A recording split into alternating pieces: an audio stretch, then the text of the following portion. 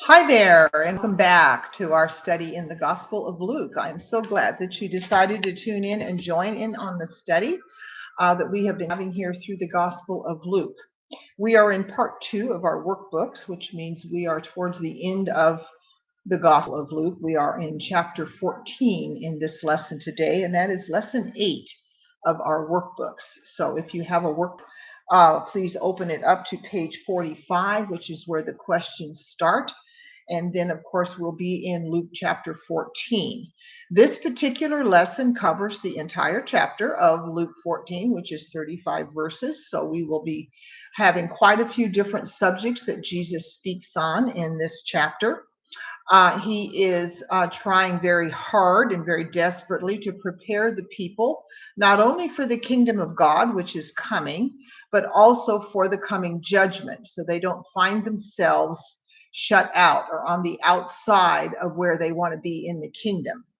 And he's speaking to the Pharisees, the Sadducees, the lawyers, the scribes, a lot of the important people in the Jewish communities, as well as the multitudes that are constantly with him now, especially as we near the end of his ministry here. We're in the last 3 months of that ministry. And so his fame has spread throughout the Palestine area, and he has gathered quite a large group of people that are continually and constantly thronging around him, wanting to hear him and see his miracles and watch the things that he does. This is quite disturbing to the Jewish leaders of Jesus's day, the Pharisees and so on, because they would much rather have the people pay attention to them and their teachings than they would this man whom they do not recognize as anyone of importance. So Jesus continues to teach lessons not only for the benefit of the multitudes, but most especially for the benefit of the Pharisees and the other leaders, because they are the ones that are leading the people astray with the way that they are conducting themselves, the way they're interpreting the law, and so on. So let's go ahead and get started. We are in, as I said, Luke chapter 14. We'll start with the beginning of that chapter, which is when we find Jesus in verse 1. He has been invited into the house of one of the rulers of the Pharisees, and this is the Sabbath day. So he's going in there to eat the Sabbath meal with this Pharisee. And of course, there are others that he has invited to this dinner, this feast. And so Jesus is there. He's been included in the guest list. More than likely, as we see at the end of verse 1, they have invited him because they want to watch him closely. They're desperately looking for something they can find that is an inconsistency or that is a violation of the law of Moses, something that they can discredit Jesus with, so that they can stop the popularity that he has accumulated during his time here on earth. This is very disturbing to them, as I said. So they're constantly watching him, listening, hoping to catch him up in some problem that they can then accuse him of and discredit him. So that's where we are. And Jesus, knowing fully what their thoughts and agendas are, he goes to the dinner anyway because he's going to use it as an opportunity, as he always does, to teach important lessons, when the hopes that these people will listen and pay attention and learn something that they need to do to change their direction of their lives. All right, so question 1 asks, when and where did Jesus go to eat? We've already read verse 1. He was in the home of one of the rulers of the Pharisees, and it was on the Sabbath day. Now, this ruler was more than likely quite wealthy, so it was a well-to-do home. They usually were. Pharisees were usually pretty well off in their day. And so he's having a dinner where he's invited other lawyers and scribes and other fellow Pharisees to this dinner. That he certainly would not invite the outcasts that they consider of their society, which we're going to get into in a moment. But there was a man there who was in attendance either as an observer of the dinner, or he was just someone that was kind of on the outskirts of what was happening, but he was there. He could possibly have been asked to come by the Pharisee to see if Jesus would heal on the Sabbath. We know that in the past we've studied several lessons where they criticized Jesus for healing on the Sabbath because they considered that work and they considered it a violation of the Sabbath law. So maybe this man has been invited for that purpose, to see if that they can entrap Jesus into violating the Sabbath as they see it. Of course, it's not work, as he's going to show them in this lesson. So the man that was there was ill with a disease that the New Testament calls dropsy, or an inordinate amount of swelling in the body. It's where the body collects excess fluids and it doesn't eliminate them as it's supposed to. It typically shows that there's something wrong with either the heart or the kidneys or both, that they're not functioning properly. And so this is why the fluids collect. We call this disease edema in our medical terms today. And it is something that commonly happens, especially as we get older. We can have a problem with kidneys or heart that doesn't help the body to eliminate these fluids. So this man is in pain, he's suffering, he's uncomfortable, and it gives you a lot of other physical problems when you have this issue. So Jesus asks the question in verse 3, and that's question 2. What question did Jesus ask that they could not answer? There's actually 2 questions that Jesus asks here. So either of these questions or both would be the correct answer. The first question he asks is in verse 3. Is it lawful to heal on the Sabbath? Straightforward question. He's asking these experts in the law who should clearly know the answer to this question. But they keep silent, verse 4 tells us. And they didn't say anything in response to this question, because answering it would have put them in an uncomfortable position, or perhaps in a position where they could be accused of something. So they remain silent. They don't answer. Jesus takes the man in verse 4 and he heals him. And the man goes on his way. So he heals the man's body so that the body will now naturally eliminate fluids as it should. He corrects whatever's wrong with the man's heart or kidneys, and the man is perfectly well. We know that when Jesus healed people, it was immediate and it was complete. So the man is completely well now. And so he goes off on his way. And then Jesus asks another question of the group that's there at the dinner in verse 5. He says, which of you, having a donkey or an ox that has fallen into a pit, will not immediately pull him out on the Sabbath day? This was more than likely a common occurrence that happens when you have animals. They sometimes get themselves in situations where they are trapped, or they've fallen into a pit or a hole or a ditch, and they need immediate help, because if you don't rescue the animal in these situations, they can be severely injured, perhaps where they can't walk or they break bones or so on. So anyone that's an owner of an animal and sees that this has happened, as Jesus said, they would immediately rescue this animal from its dilemma, whether it's the Sabbath or not. And they don't consider that work. That's not something that's not allowed. You wouldn't leave the animal suffering all day long and wait till the following day to rescue them. That's not what happens. That doesn't even make sense. That's not logical.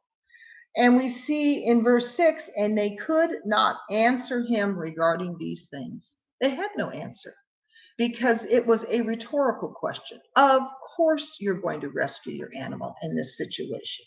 In last chapter, we read where Jesus asked, if your animal, don't you take your animals and lead them to water on the Sabbath day? Because if an animal doesn't have proper water, he's going to die. So you do the things that are important and necessary. God never intended for the law of the Sabbath to be used in the way the Pharisees did, where they were extremely strict about what they classified as work on the Sabbath. We know that in scriptures we read of many occasions where Jesus heals on the Sabbath, which he does not consider work. It's showing compassion and concern for your fellow man. If you show concern and compassion for animals, why in the world wouldn't you do it for your fellow man? So, pulling an animal out of a pit or leading an animal to water is something you do because it is the natural, logical thing to do. We've had other examples that we see in John chapter 7, verse 22, where if an infant needs to be circumcised on the 8th day, and the 8th day falls on a Sabbath, the priests perform the circumcision. That's not considered work. That's allowed under the law, as well as the work the priests do daily in the temple in the making of sacrifices, which is work. But that's allowed. So Jesus is trying to point out to them the inconsistencies of the way they apply the law. They themselves do work on the Sabbath, but if other people do, then they're the ones that are criticized or condemned. And so we have to make sure that we as well follow according to the way the laws are required and that we are not inconsistent in the way we apply them. So Jesus heals this man of dropsy. He instructs the people at the dinner that this is not work. This is showing compassion and concern and care for the things that are necessary, regardless of the day of Sabbath. The Sabbath day was to be a day of rest from their labors, whatever their occupation was. They were to take time during that day to focus on God and to rest.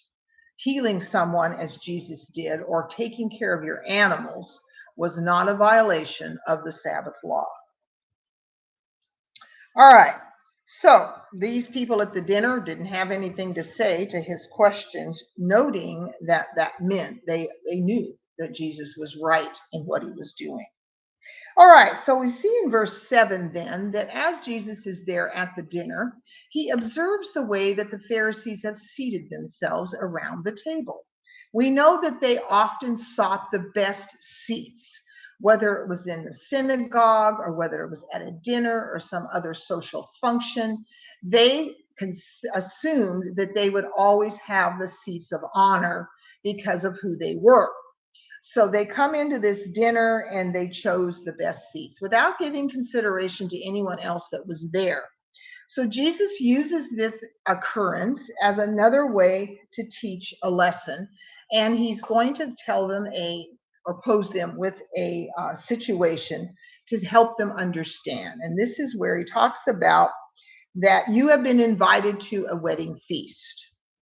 And do you go into this feast and do you automatically sit in the best seats, risking the fact that the host may have to come and ask you to move because there's someone else of greater honor that needs to sit there?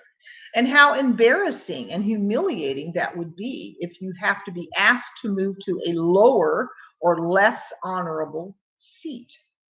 Wouldn't it be better, as Jesus says in verse 10, but when you are invited, go and sit down in the lowest seat, so that when he who invites you comes, he may say to you, friend, go up higher.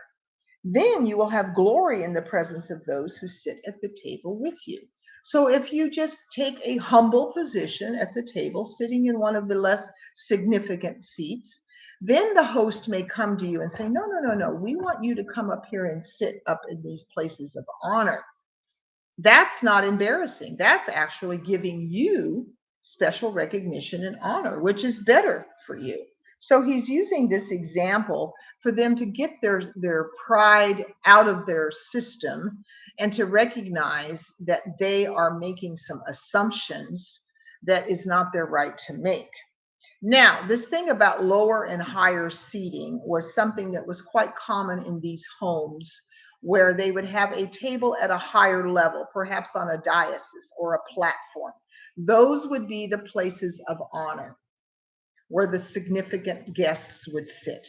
And then there was a table at a lower level, like one level down, And those were of the less significant seats, the common people that were invited. Maybe they didn't have a position in the Pharisees' caste system. They were just Pharisees. They weren't very important, but the ruler, of course, is going to sit in the highest position. So that was the common occurrence in their day, and that's why Jesus uses it as an example, that when you go into a dinner, don't automatically assume you get the best seat, but rather sit in a lower position. And then if you're asked to move up, this is far better for you and less humiliating than if you have to be asked to move down.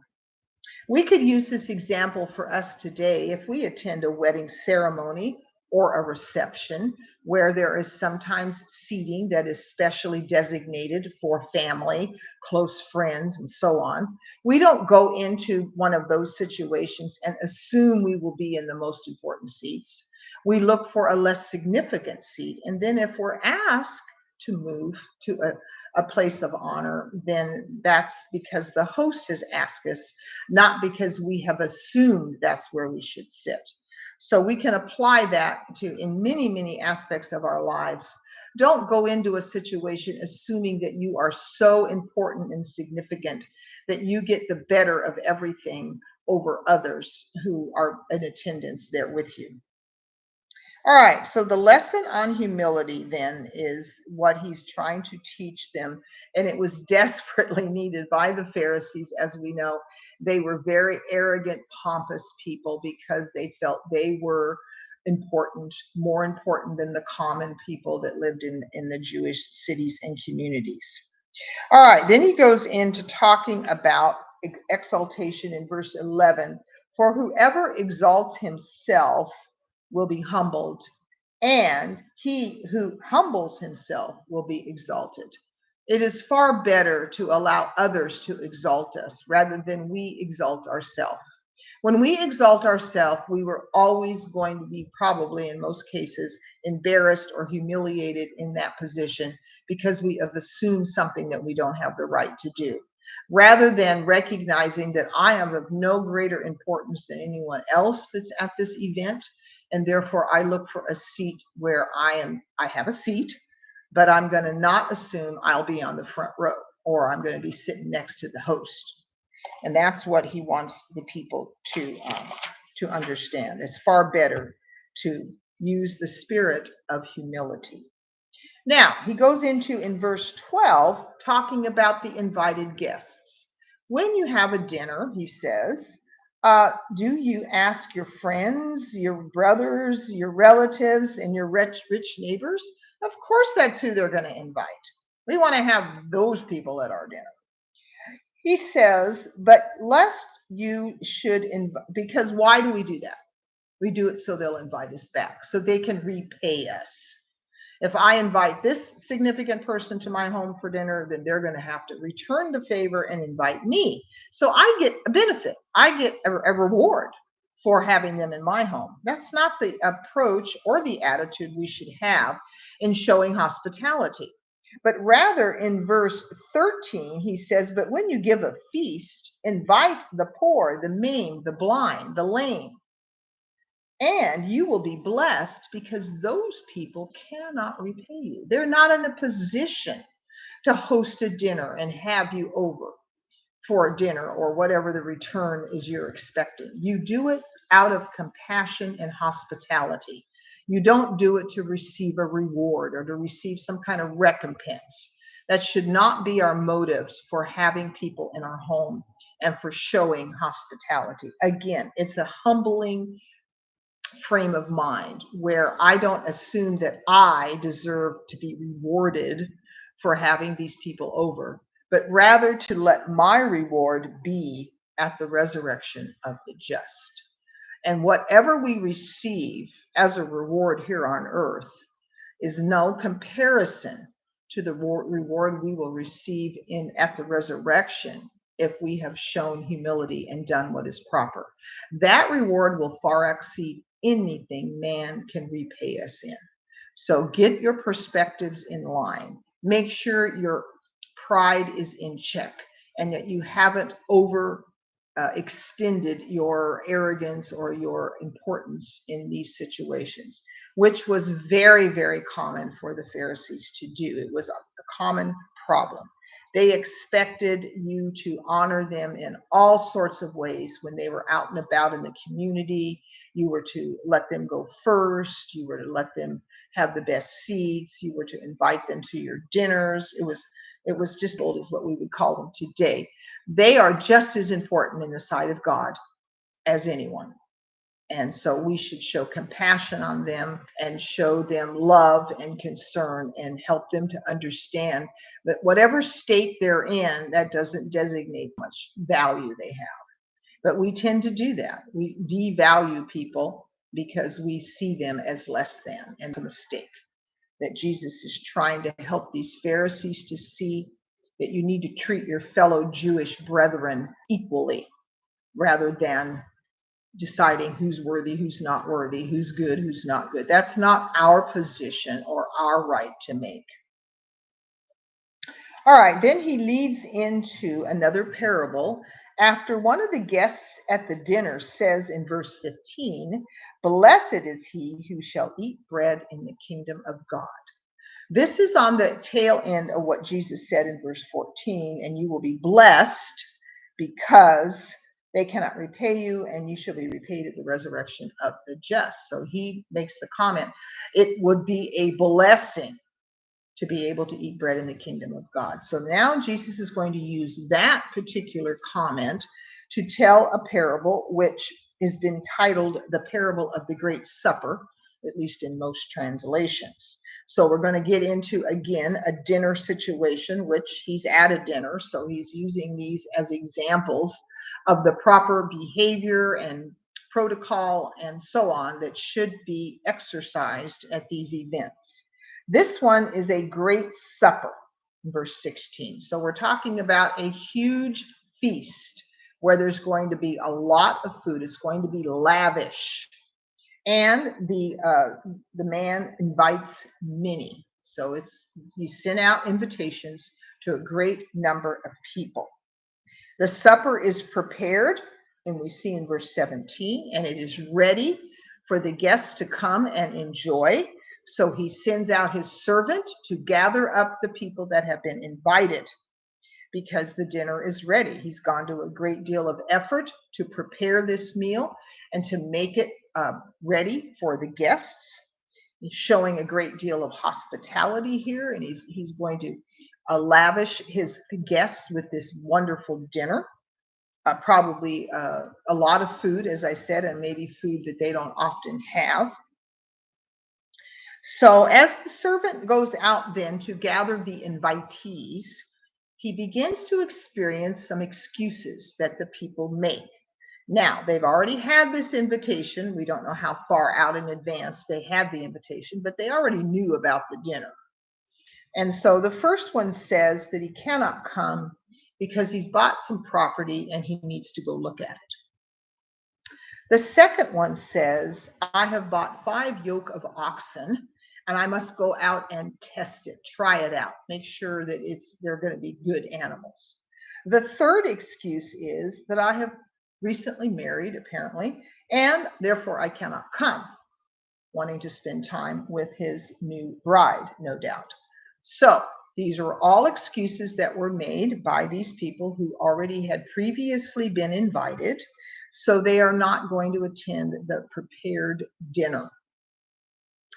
The servant goes back, reports to his master what these people said, and the master becomes angry because he's been dishonored and disrespected by these people that he has extended the invitation to. It's a great feast or a great supper. It's not just a casual meal here. This is something that's been elaborately prepared, and they treat it as insignificant. I'm not going to go. I have this to do. I have that to do. Now, couldn't they do all of these things at some other time? Couldn't they go look at their property at another time? Couldn't they go try out their animals at another time? And couldn't he either bring his wife along to the dinner or spend time with her after the dinner? It's not like he's going to neglect her by coming to the supper.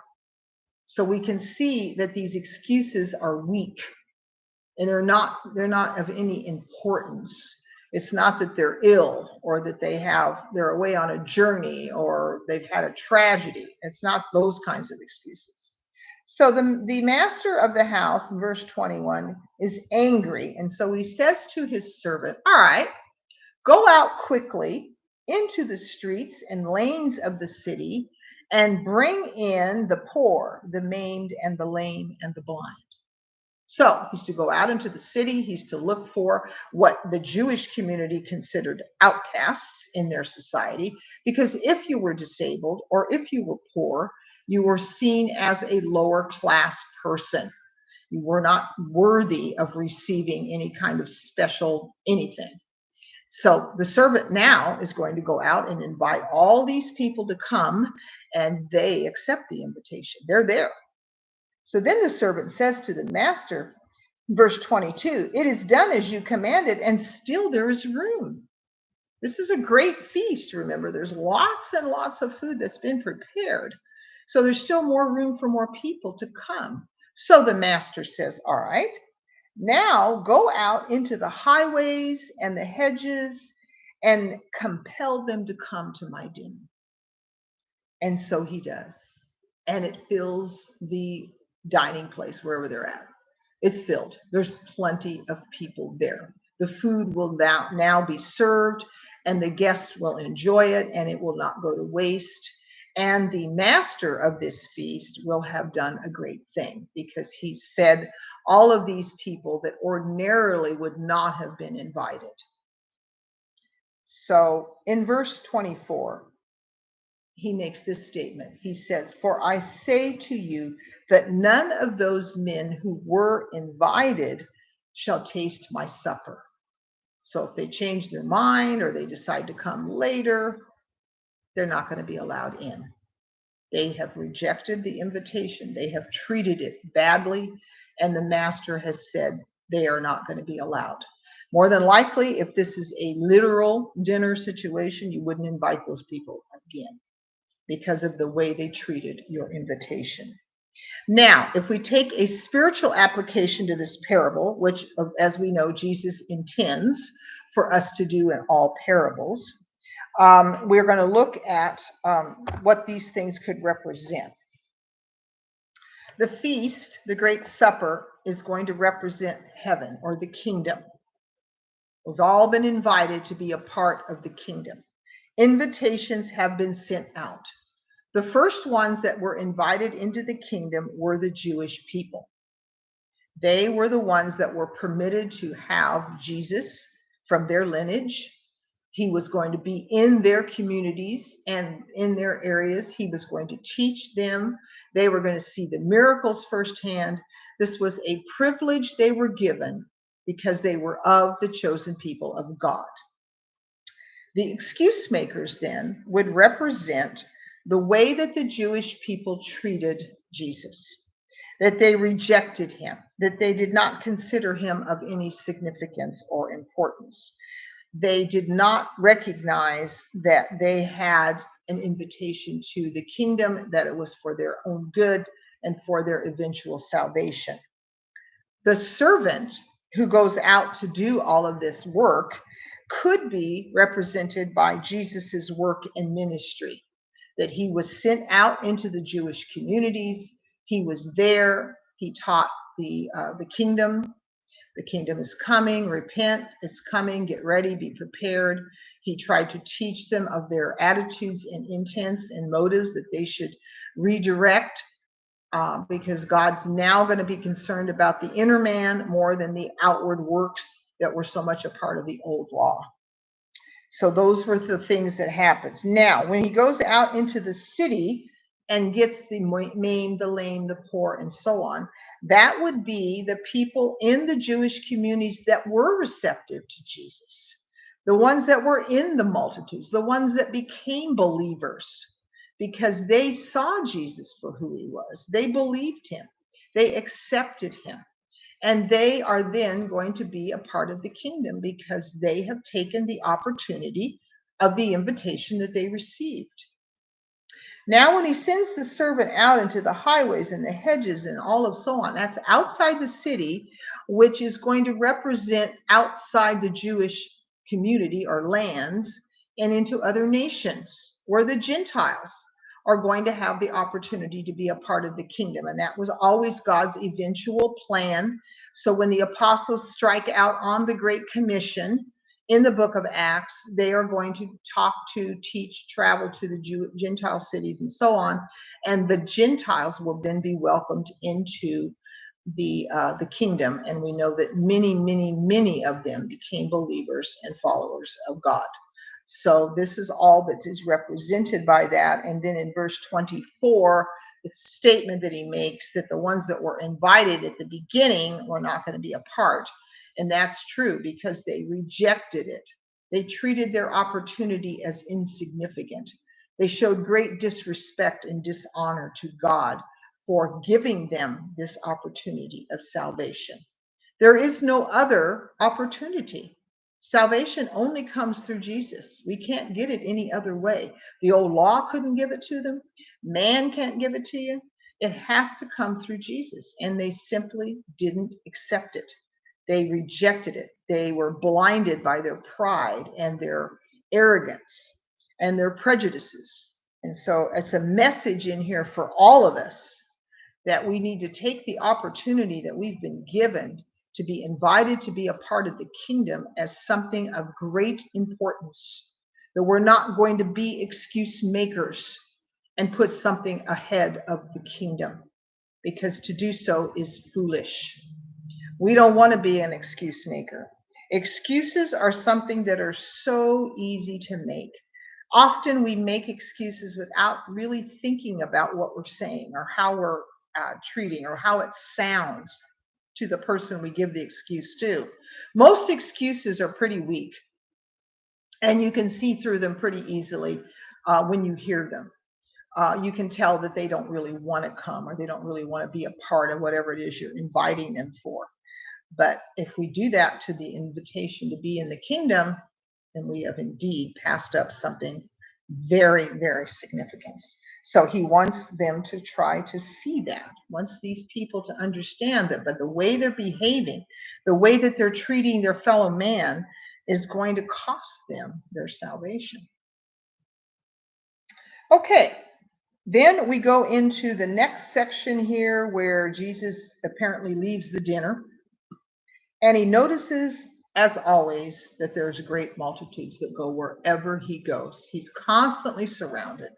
Very difficult for him to find a solitary place to go. He turns then, and since they're all following him, he's going to use this as an example to teach an important lesson, because he doesn't want them to think that just following him is going to be enough. They have to take the next step. And I can't just know Jesus. I can't just say that I saw Jesus or I heard Jesus. That's not enough.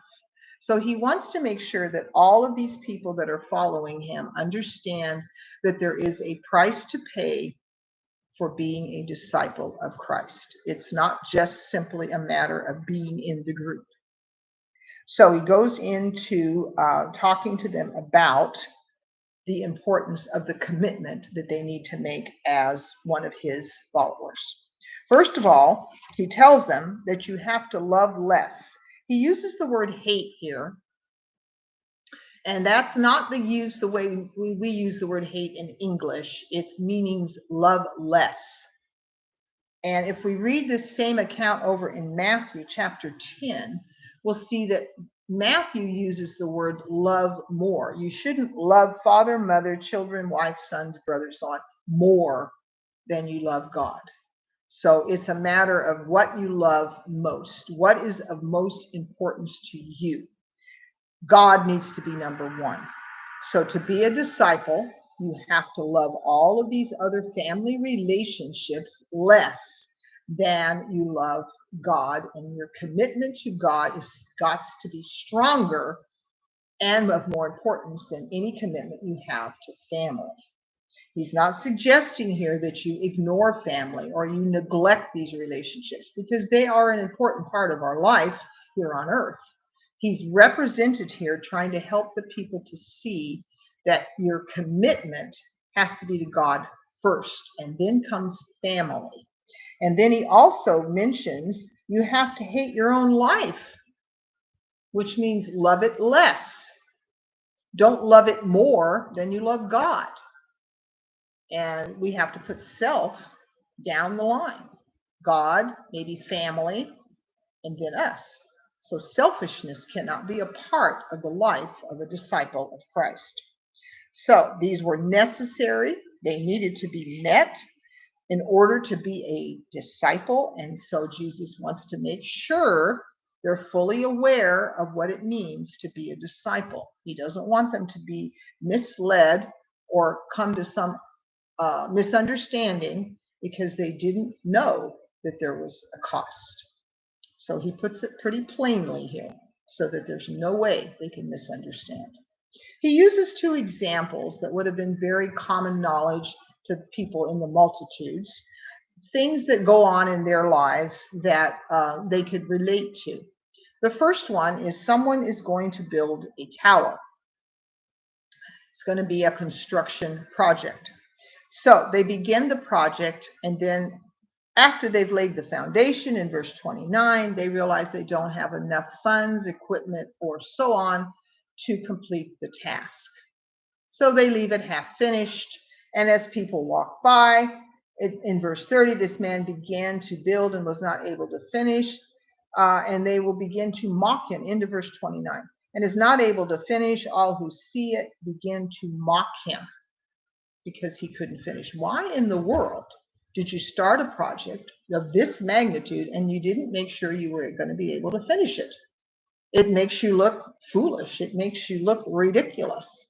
It clearly indicates you're a person who doesn't plan well, who doesn't foresee things. And then he uses the example of a king preparing to go to war. And he's preparing his army. And then he has to check out who he's going up against. And he realizes that the enemy has 20,000 men and he only has 10,000 men. So some forethought needs to be made. There needs to be a sitting down and a discussion and a thinking through of how am I going to go up against someone who has way more manpower than I do? How will I be successful and become victorious? Answer, probably won't. So what does the king decide to do? Very wisely, he decides to seek a peace negotiation rather than going to war with someone he knew he could not win and annihilate his army and himself be captured or killed. So these were things that were very common things that happened in the land of Israel or Palestine at this time. And so it would have been something they would have been familiar with. And they would have agreed, yes, this is what a king would do. Yes, this is what a man should do, is getting ready to build something. Planning, forethought, making sure you have what it takes to complete the job. Having that commitment and that devotion to the project or to the job. And so he says in 33, so likewise, whoever of you does not forsake all that he has cannot be my disciple. Now, the word forsake doesn't mean walk away, leave it alone, not have anything to do with it, but recognize its place in your life. It can't be the most important thing to you. It cannot become what consumes all of your time and all of your focus, because if you do that, God gets left out. And we know that the world keeps us very, very busy. You can become so busy and involved and caught up in worldly things that you leave zero time for God or very little time, or you give God the leftover time if there is any. That's not what we're supposed to do.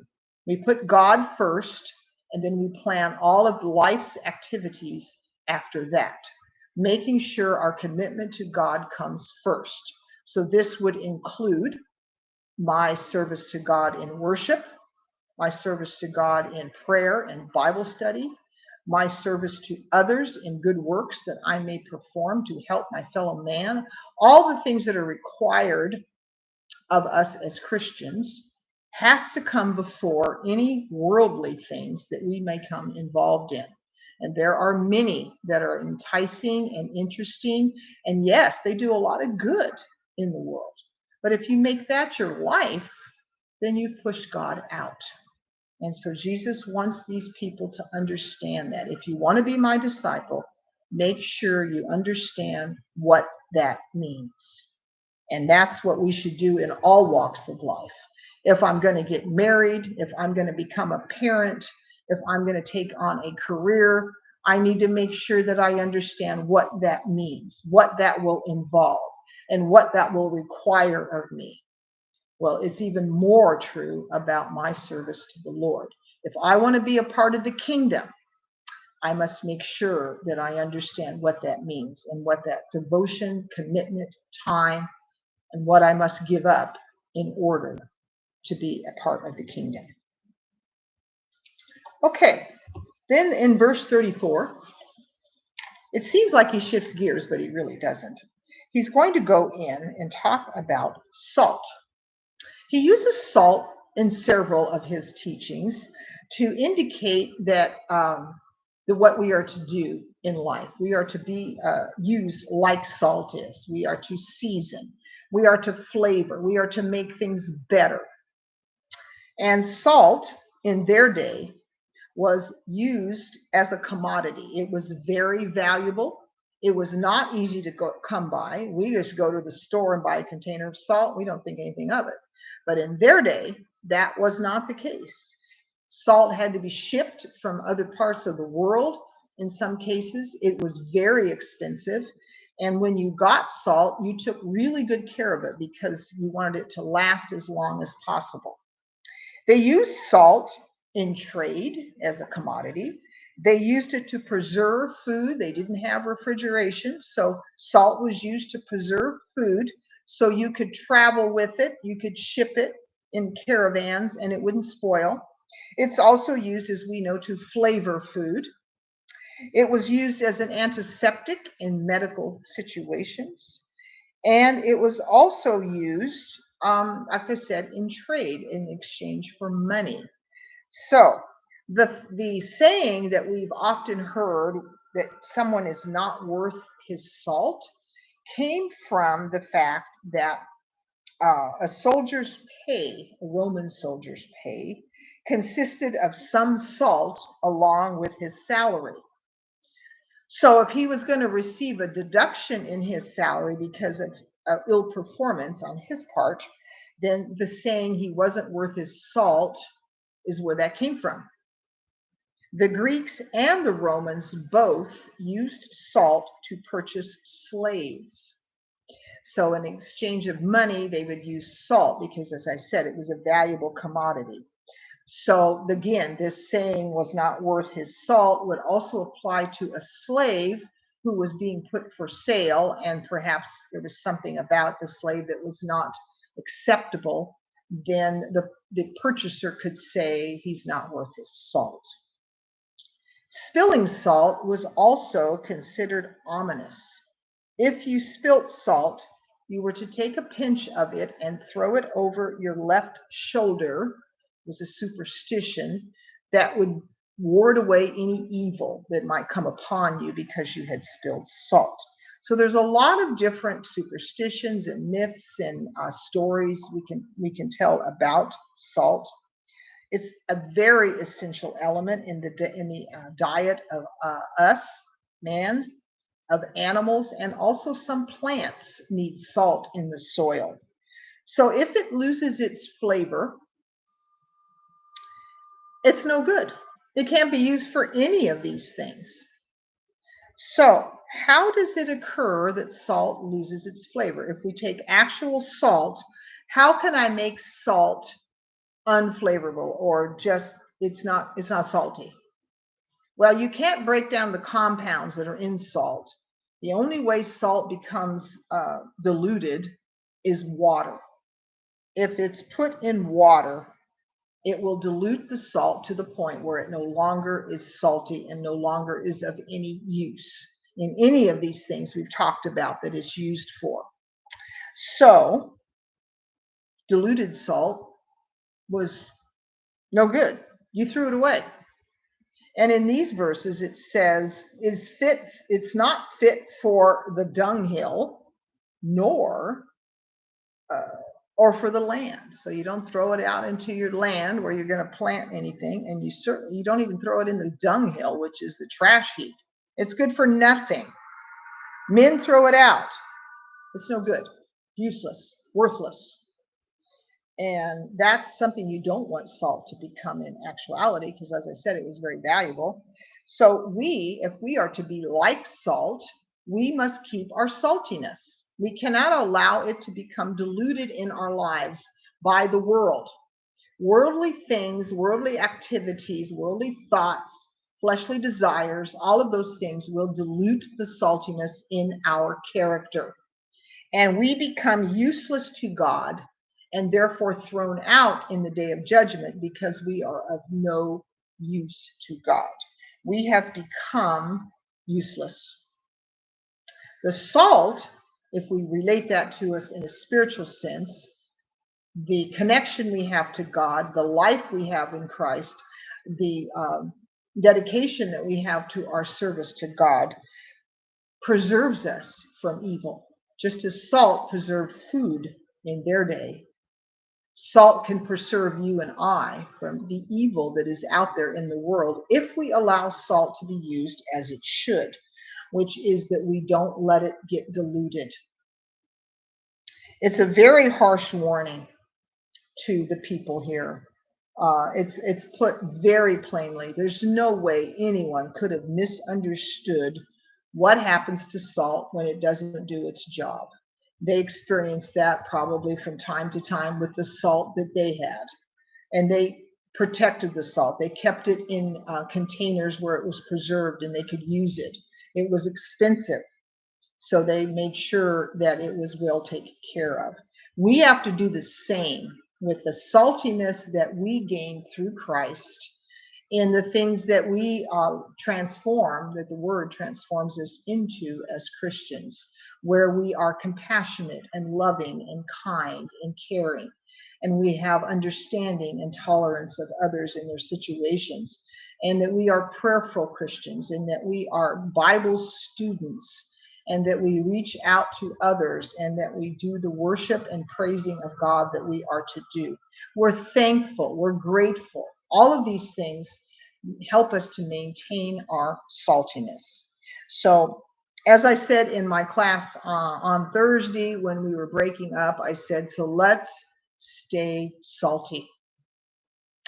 Know how often you think about yourself as being salty, but as a Christian and in spiritual sense, we want to make sure that we maintain our saltiness so that we are good, that we can go out into the world and do things that God intends for us to do.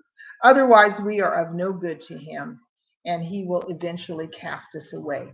If we go over to Matthew chapter 5 in the Sermon on the Mount, Jesus talks there about salt as well. And verse 13 of Matthew chapter 5, you are the salt of the earth, but if the salt loses its flavor, how shall it be seasoned?